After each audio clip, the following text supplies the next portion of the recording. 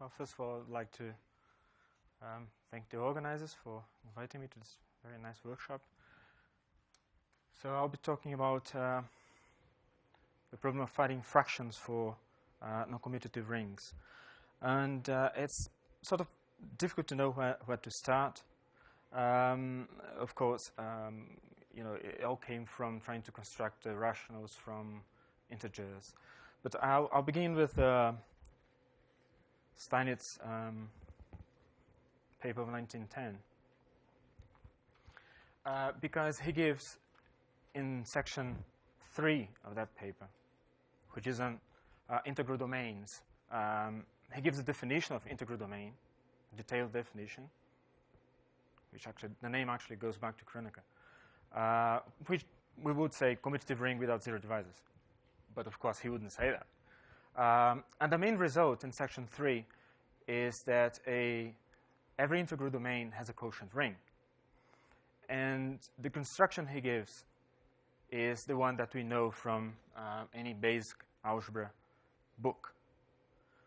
And then we could perhaps move on to 1930, when we have van der Waden in his book Modern Algebra. Again, if you look in chapter 3, section 12, it's called the quotient construction. And he gives Steinitz's construction of quotient rings for commutative integral domains. He doesn't mention Steinitz at all. So I guess that by then the results are very well known. In fact, van der Waden has a paper in 1975 where he talks about the sources of results in modern algebra.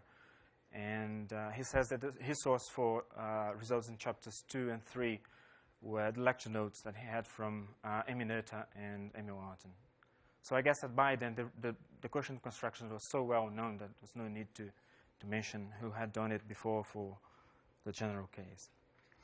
Anyway, in this section 12, chapter 3, van der Waden says, he puts a question, which is this.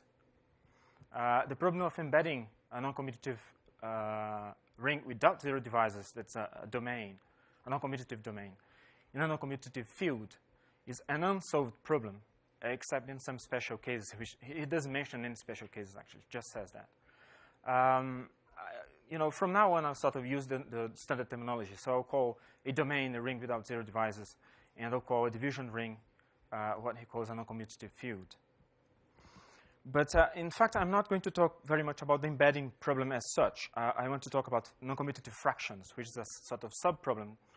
But I'll give you a little of the history of the embedding problem before I move on to fractions. Okay, so the answer to the problem, well, the answer is no. You can't always embed a non-commutative domain into a non-commutative field or a division ring. The answer came in 1933 from Malchev, who had heard of the problem through Kolmogorov. He gave an example of a non-commutative domain whose multiplicative semigroup cannot be embedded in a group. So if you cannot embed this multiplicative semigroup in a group, you cannot embed the domain in a division ring. And then in 1939, Malchev gave necessary and sufficient condition for a semigroup to be embedded in a group. But it's interesting that that doesn't translate into a necessary and sufficient condition for the ring problem. In fact, that was solved only in 1975 by Paul Kohn, who gave a necessary and sufficient condition for a domain to be embedded in a division ring. But as I said, I don't want to talk about that. I want to talk about a sort of sub-problem. Because, of course, you could ask, you have the quotient construction for a commutative domain. So what goes wrong? Why don't you just do the quotient construction? And the point is that construction breaks down if you try to do it for non-commutative rings. And so that you understand what the point is, I want to give you a sort of key to the reason why it breaks down. But first of all, I have to define what I mean by a quotient ring for a non-commutative or not necessarily commutative domain.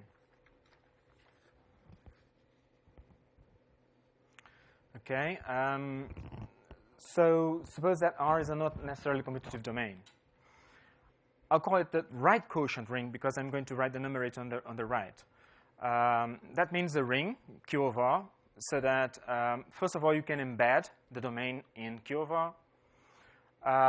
Second, every non-zero element C in R can be inverted in Q of R. And then, finally, you can write every element of Q of R as a sort of fraction, something of the form AC minus 1 with A and C in R and C non-zero. Okay? So that's my that's the standard definition of a quotient ring. It works even if the ring is not a domain. But in that case, we will talk of non-zero divisors rather than just non-zero elements. So here's the key argument. So assume that we have a domain R with a quotient ring Q of R and two elements A and C, C non-zero. So first of all, by condition 2 from the previous slide, you can invert C in Q of R. By 1, we know that A, which is in R, is also in Q of R. So you can multiply them because Q of R is a ring. So C minus 1A will be in Q of R.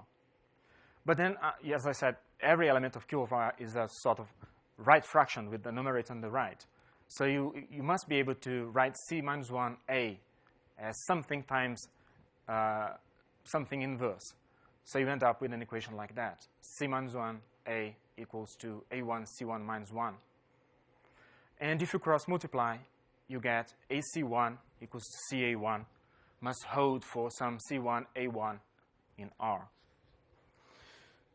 So summing up that, here's what we've proved. We proved that if R is a domain, non-commutative domain, has a quotient ring, then given A and C in R, C non-zero, then you can find A1, C1 such that that equation holds with C1 non-zero. And of course, the problem is, well, we've shown that this condition is necessary. Is it sufficient?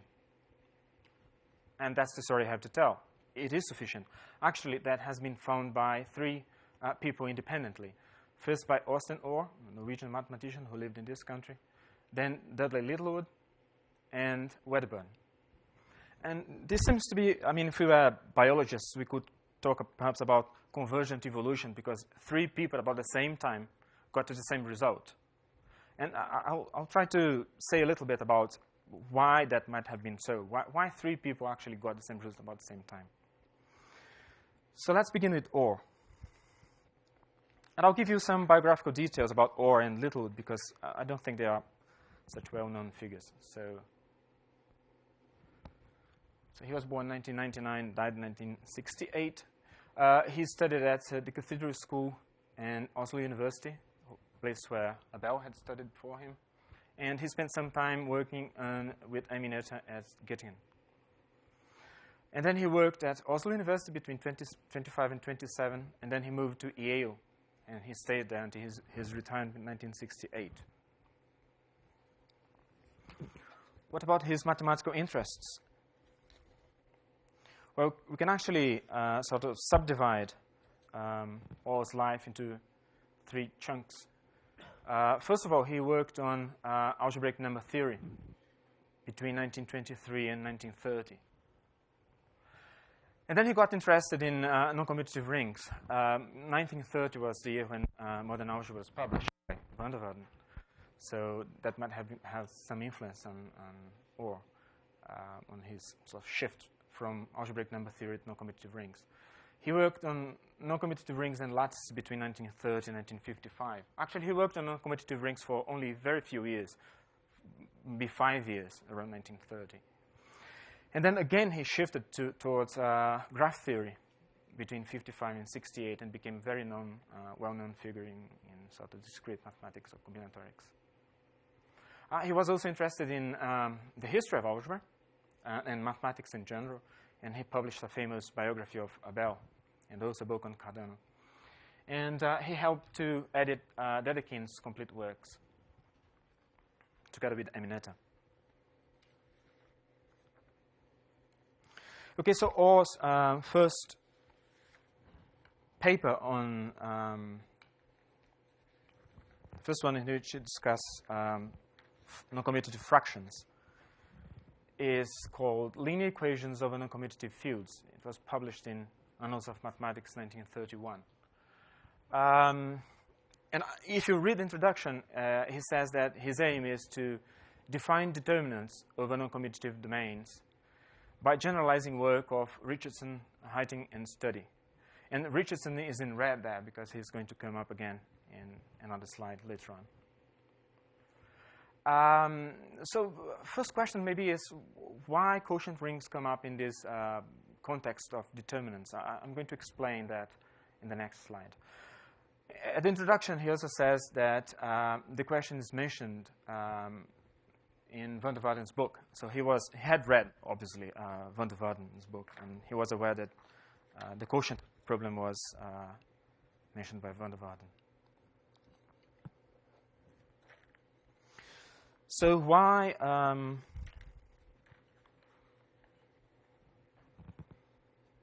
quotient rings in this context of determinants? Okay, so the key concept in linear equations over noncommutative fields is what Orr calls a regular ring. He gives this terminology wasn't standard at the time. Even the ring terminology wasn't standard. So he sort of gives a long list with all the properties that this ring has to satisfy, beginning with equality, and then addition, and conditions for equality begin with E, so E1, E2, E3, and so on. Conditions for the addition, A1, A2, and so on. And multiplication, then M1, M2.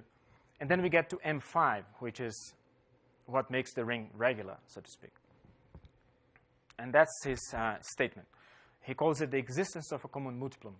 And he says A non-zero, B non-zero, two elements of S, then it must always be possible to determine two other elements, M and N, such that that equation is satisfied, which is the same equation we had a few slides back. These days, regular rings are called Orr domains, and M5 is called the Orr condition.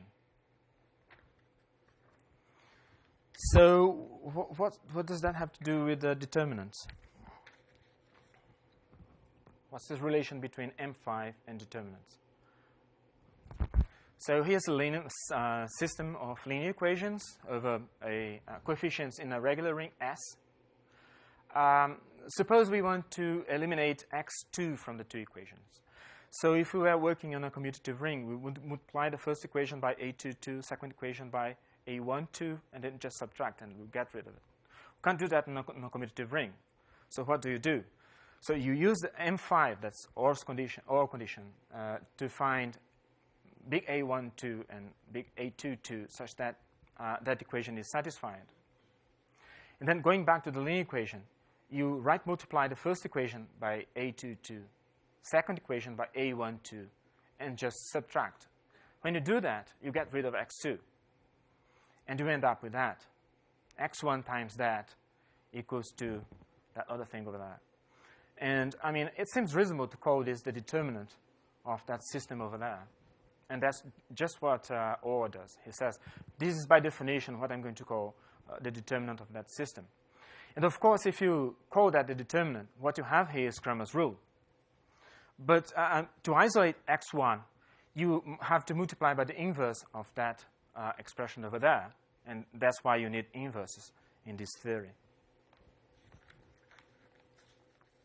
So, in subsection 2 of the paper, he states what is, from our point of view, the main result, which is that all regular rings can be considered as subrings, more exactly as isomorphic to subring of a noncommutative field. And if you look at, the paper is written in the sort of van der Waarden style. It's a definition, theorem, proof, and so on. If you look at what he gives next, he gives definitions of equality, addition, and multiplication of fractions. I'm going to show the way he writes the fractions in the next slide. But he gives no motivation whatsoever. It just gives the definitions of equality of fractions, addition of fractions, multiplication of fractions, He doesn't explain how he got to the definition. He gives detailed proofs for all the required properties. However, he doesn't give any interesting examples. In fact, I'm being kinder. He doesn't give any examples at all. No examples in the paper. Okay, so before I move on, I want to explain why this the OR condition, or condition M5, as he calls it, is sufficient. So OR's terminology is this A over B in round brackets is for a fraction which is AB minus 1. And the question is, when are the two, when is A over B equal to alpha over beta? Okay, so I'm going to, at the end of this transparency, you'll see his definition. But I'm going to try to sort of give you some motivations of why you get to that definition. And he doesn't give that in the paper. In fact, this comes from Wedderburn's paper, which I'm going to talk about in a few minutes. So first of all, use M5, that's the OR condition, to find B1 and beta 1, such that B beta 1 is beta B1. And let's call that C. Now, once you've got C, then you can write AB minus 1 and alpha beta minus 1 with the same denominator. But once you've done that, then it's easy to decide when the two fractions are equal. They're equal if the numerators are equal. So we know what the definition of equality of A over B and alpha over beta should be. It should be something like that. These two are equal if and only if you can find B1, beta 1, such that the numerators are equal. But that only occurs if you have that condition working over there. So these last 3 lines are what OR actually gives in the paper, without any explanation whatsoever.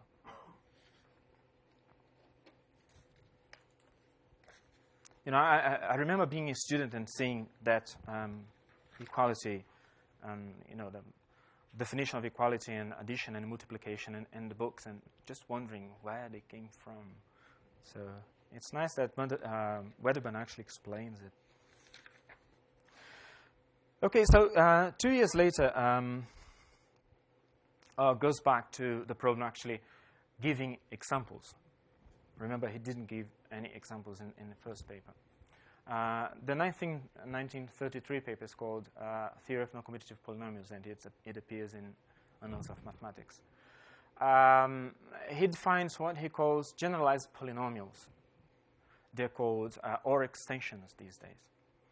So begin with a division ring, K, an noncommutative field, and you add one variable, x. And then you can write sort of polynomials with coefficients on the left. Once you've done that, you have a vector space. It's easy to add them up, no problem. What about multiplying them? And then OR says, well, you know, I mean, if you multiply, say, 2 polynomials f and g, it should be true that the degree of f times g is the degree of f plus the degree of g. But if you assume that you want that, then if you multiply x by a, then you should be able to write it as something times x plus something in the field, in the noncommutative field. And once you've done that, you try to find out what sort of condition a bar and a dash actually satisfy. And you discover that if you take a to a dashed, a bar, that's an endomorphism of k, and a to a dashed is a derivation of k. And then he goes on to prove that you have a division algorithm in k of x. And if you assume that the sort of conjugate is an endomorphism but not an automorphism, then you have some problems. So there is an asymmetry between right and left, which he discussed in the paper. But I'm not going to go into details about that. Anyway, so you have this left division in k of x. And then once you have a division algorithm, you have a Euclidean algorithm in k of x. But once you have an Euclidean algorithm, you have GCD. So you have the common multiple, and then you end up with a regular ring. So that's how he proves that k of x is a regular ring. Now, most of that actually comes from another paper he published in 1931 on formal differential operators, published in Krell. This paper is interesting because it's written in terms of actual differential operators. And when we look at k of x these days, this is a generalized polynomials, we think of generalized polynomials very often, or the Val algebra, as we would call it, in terms of rings of differential operators rather than just sort of twisting the multiplication in a polynomial. So that's about all I have to tell you about OR, although I'll come back to everybody together in a few slides. So what about Littlewood? He was a little younger than OR, born in 1903, died in 1979. He graduated from Trinity College, Cambridge, in 1925. Actually, John Addison Littlewood was one of his professors there, but there's no connection. He worked at University College, Swansea between 1930 and 1947, except for a year that he spent in Cambridge. And then he moved to University College of North Wales in Bangor, 1948, and he retired in 1970. Well, at Swansea he met Richardson, who appeared in connection with Orr's paper. They actually published 5 joint papers, so he was very much influenced by Richardson. And Littlewood's best-known work is on groups, actually, on group representation theory. And here's the Littlewood in the Littlewood-Richardson rule, which is a result on the combinatorics of representation theory of groups. Well, the paper in which Littlewood describes the quotient ring, his version of the quotient ring, is called On the Classification of Algebras. And I mean, it's pretty certain that he wouldn't think of that paper, that result on the quotient ring as being the major result in the paper. He was actually trying to classify algebras that are defined in terms of quotients of a free ring by some relations. That was published in Proceedings of the London Mathematical Society in 1933. And, well, what was his aim? The paper is very nice. He gives lots of, he tries to explain how he got to the results and why he was interested in everything that he was doing there. And he says that his aim is to look at infinite dimensional algebras. But there is another paper on infinite dimensional algebras by Wedderburn, published a few years before that. And it's actually quoted by Littlewood. And he says, you know, the problem with that paper, he says, is that the way that Wedderburn sort of formulates the problem is not very good, because he's trying to get his structure theorems and he sort of tries to abstract what is necessary from the finite dimensional case to the infinite dimensional case. He says, well, you don't really need, he says, Wedderburn says at the introduction of his paper, he says, you don't really need an algebra with a finite basis. In fact, he says, you don't need a basis at all, although he doesn't follow that lead.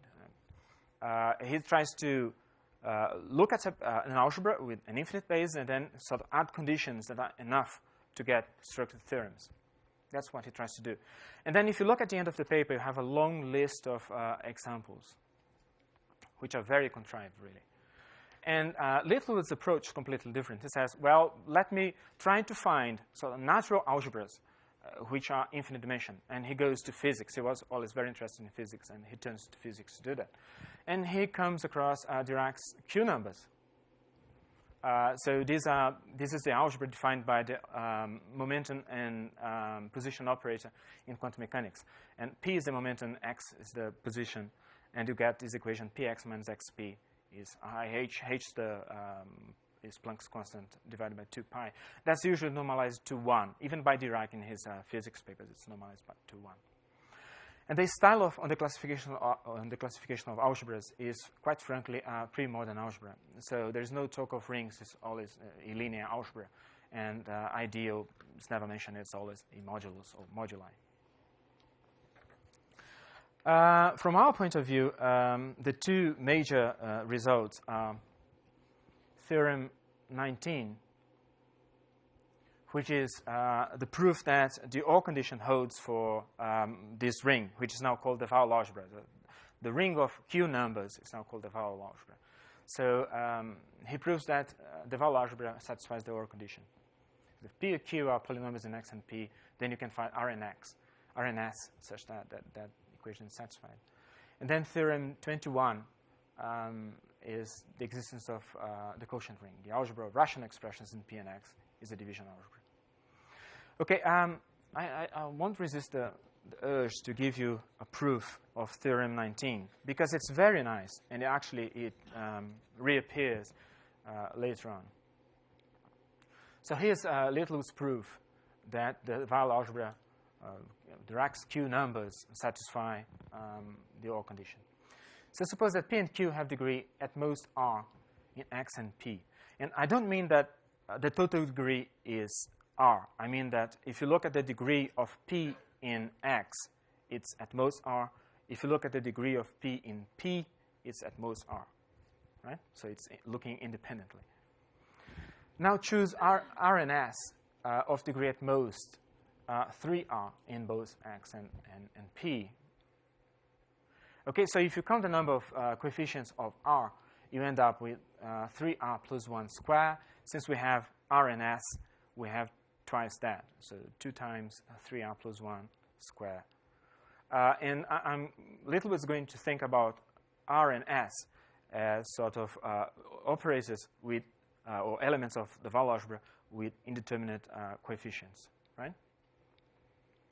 Now, if you take the commutator, Rp minus Sq, the sort of commutator, the degree of that in X and P is at most 4R, right? So that's 3R for R and R for P. So you add up, you get 4R. Now, if you count the number of coefficients of that, since the degree is at most 4R, you end up with at most 4R plus 1 square. But it turns out that twice 3R plus 1 square is more than 4R plus 1 square. So you have more variables than you have equations if you think in terms of a linear system of equations that get from the undeterminate coefficients. More variables than equations give you an undeterminate system. So you know that you have non-zero solutions. So you know that you can find R and S satisfying the conditions that are required.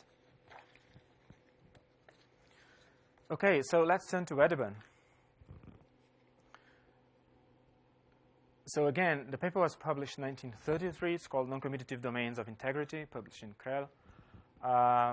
The results are always stated for what Wedderburn calls a Euclidean domain. That's a domain for which you have some sort of Euclidean algorithm. Well, he doesn't need that. He only needs the fact that you have an Euclidean algorithm to get the OR condition. After you do that, everything that he does is completely general, right? And he gives a proof that you have a quotient, assuming that you have the OR condition that comes from this Euclidean algorithm. He gives a general proof that you have a quotient ring. And a very nice proof because he actually explains what he's doing and his motivation for doing it. It's quite nice, actually. And he was aware that his results apply to more general rings. In fact, he gives an example which is very interesting, what he calls a Hamiltonian domain. This is a domain for which you have a sort of conjugate. If you multiply A by its conjugate, you end up with something which is in the center, so it commutes with every element of H. And then it's very easy to invert A, because all you have to do is to multiply A by A bar alpha minus 1, and then you get an inverse. And that actually reappears in PI theory some 20 or 30 years later, in Posner's work on rings with polynomial density. So, here's a sort of summary of the 3 papers that we've just talked about. So first we have OR, with linear equation in noncommutative fields, that was received by Arnold in December 1930, published 1931. Then Littlewood on the classification of algebras, read to the LMS in March 1930, and published in 1933 in the proceedings. And then finally Wedderburn, which was received in 1931 and then published in 1932.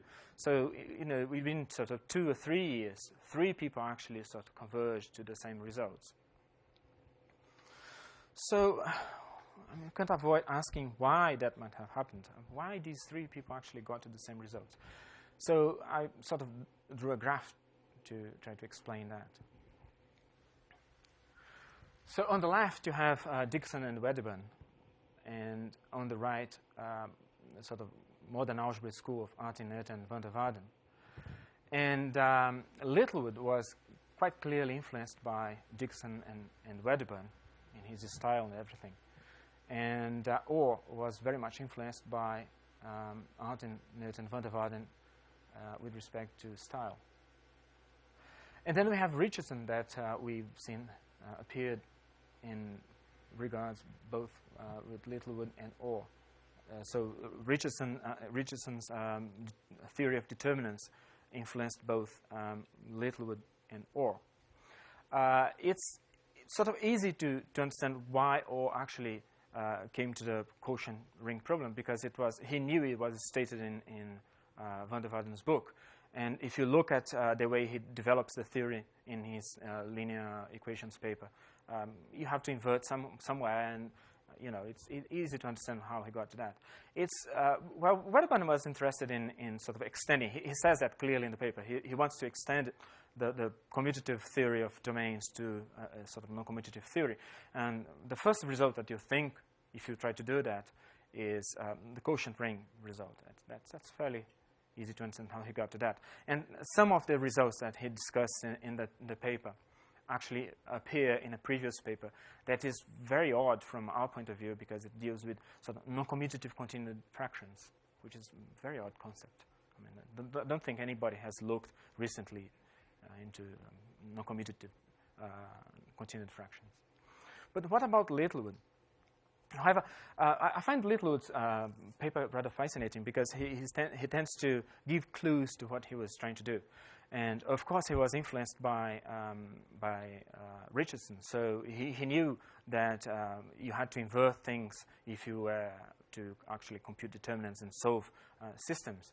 So it was natural to look, from his point of view, to look at inverting elements in rings.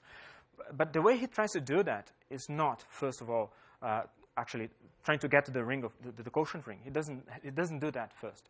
He tries to invert elements by looking at infinite series. And of course, if you try to do that, it's a mess, because you have a non-commutative ring. Non-commutative series are a real mess.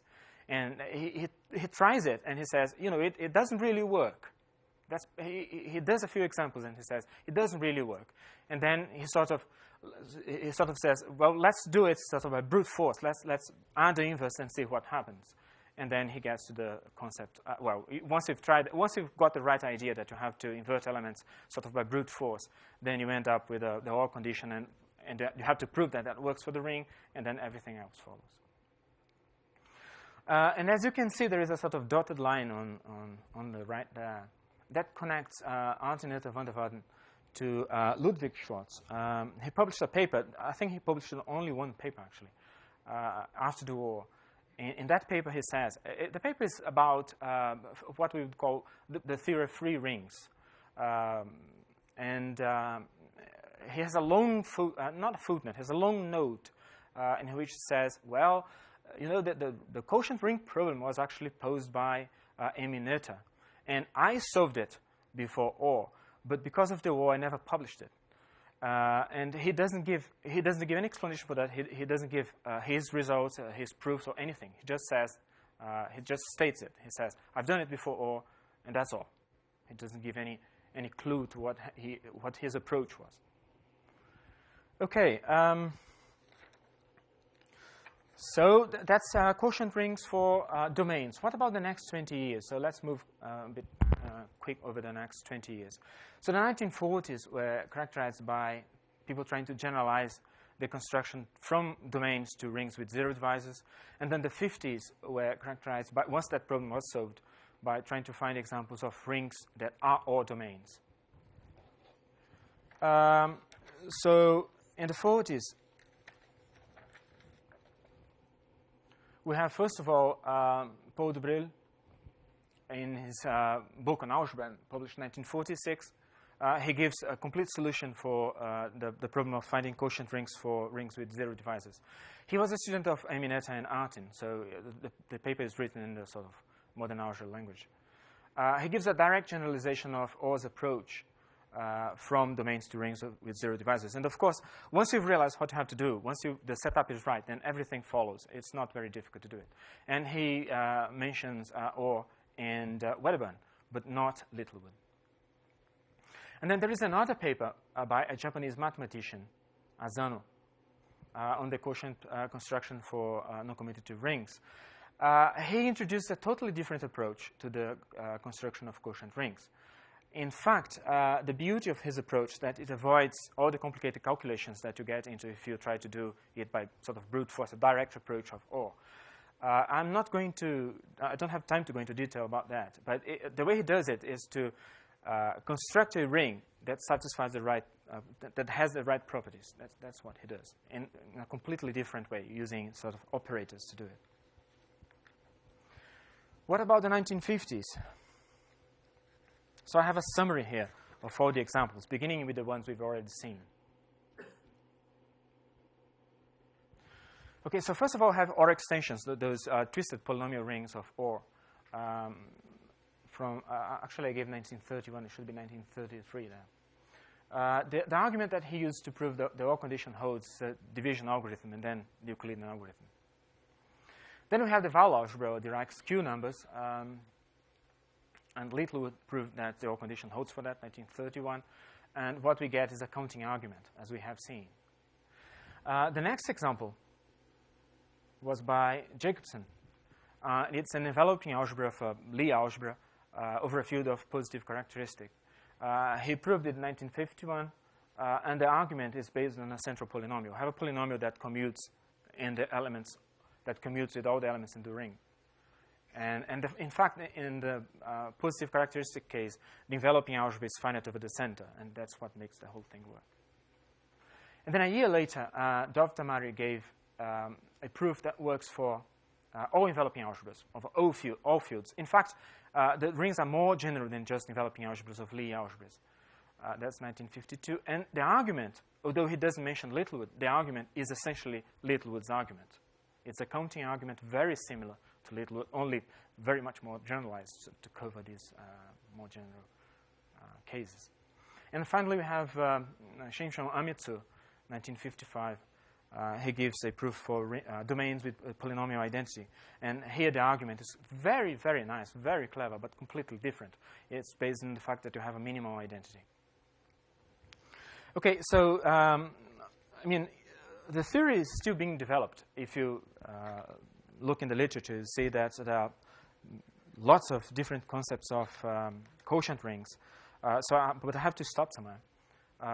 So I've chosen to stop with Goldy's theorems because they sort of sum up everything that we've seen up to now in this talk.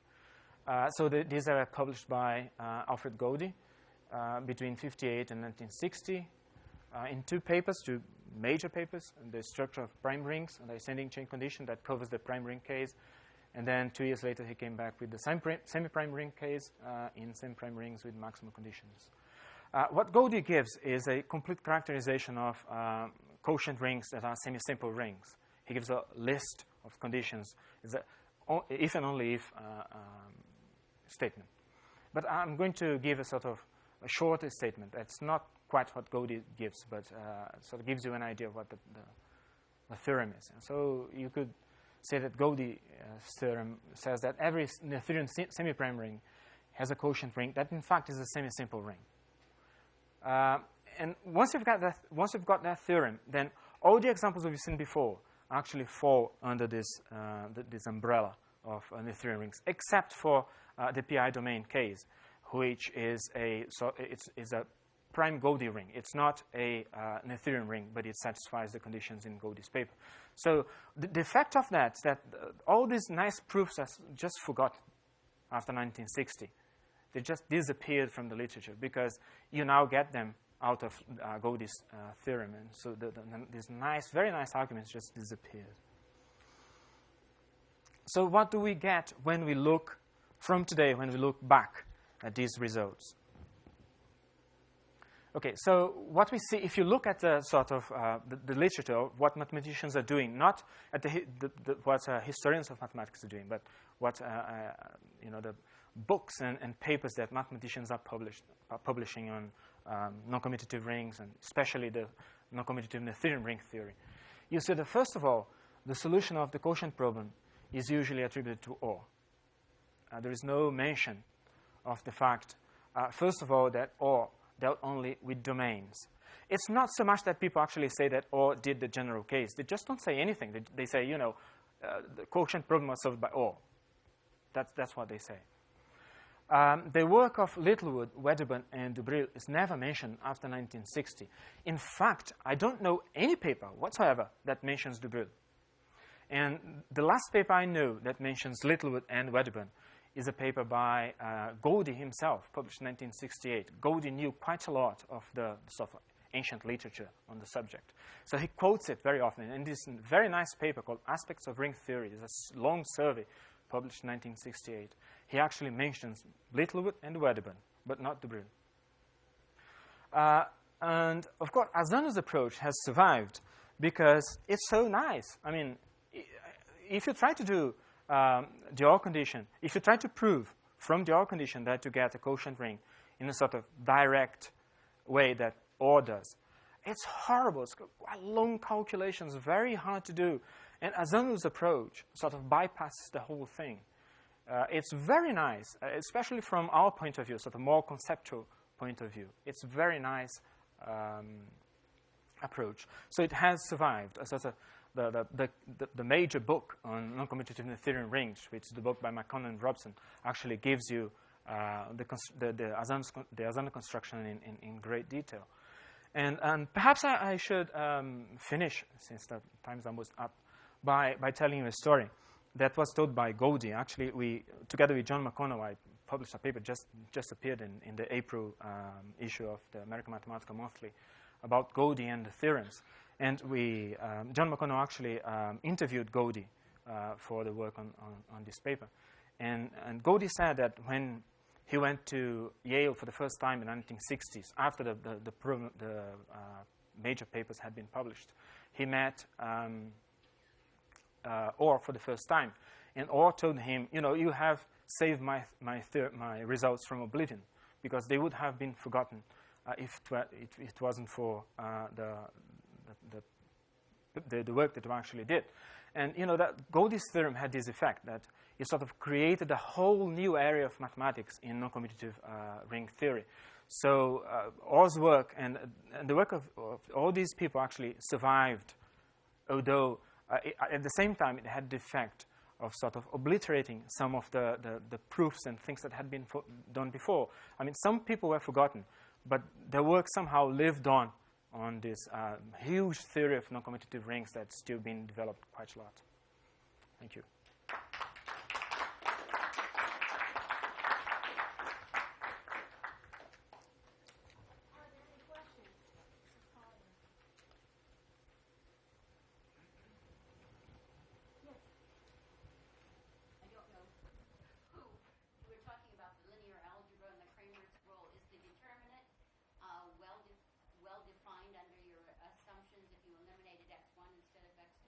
Yeah, sure. No problem. Yeah.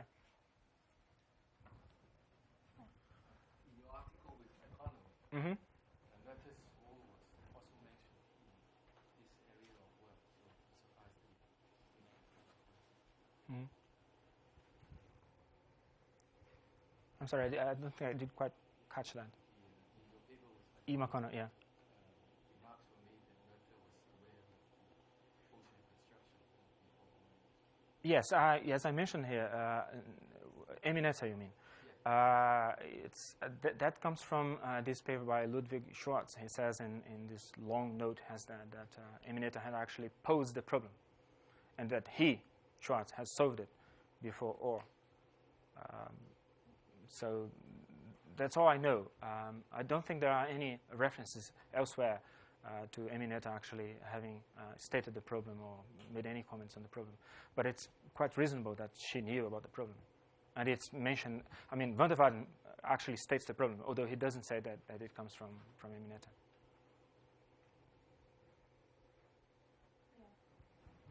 You don't say much about the direct motivations of the people involved. I could think of two different things, and I wonder if they apply. Sure. One of them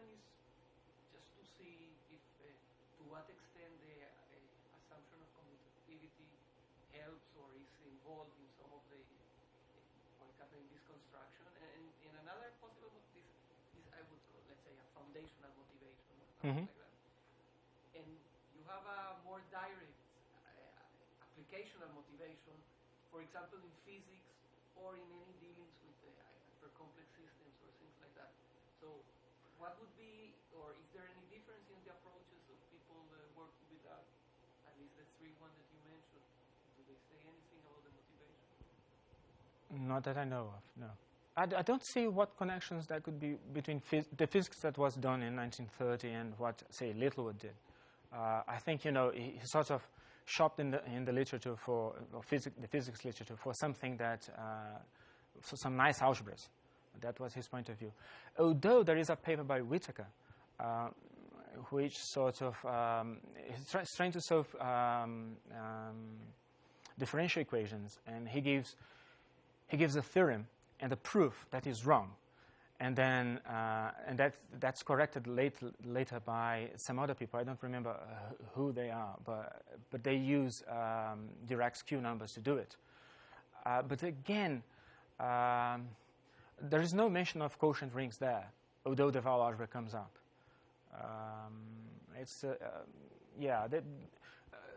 It's closer to Littlewood's idea of looking at infinite series.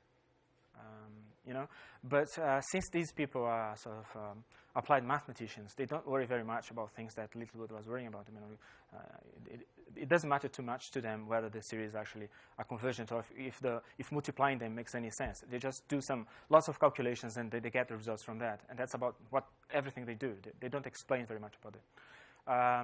However, you could translate that now in terms of microdifferential operators.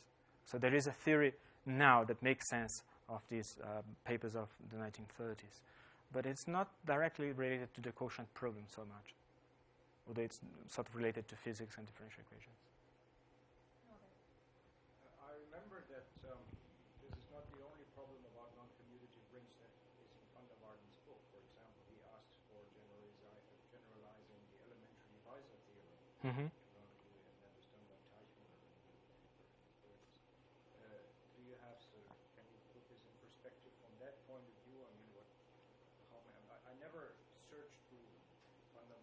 No, I haven't tried that, to be honest. Well, I think because, you know, if you look at noncommutative algebra, it's quite a large subject with sort of different sort of niches. And I was very much interested in things that actually gave rise to problems in noncommutative ring theory, sort of the theory of noncommutative ring theory, because I worked in this area. So sort of I looked back from this perspective to looking for things in Van der Waarden that was related to what I was doing in my research, so to speak.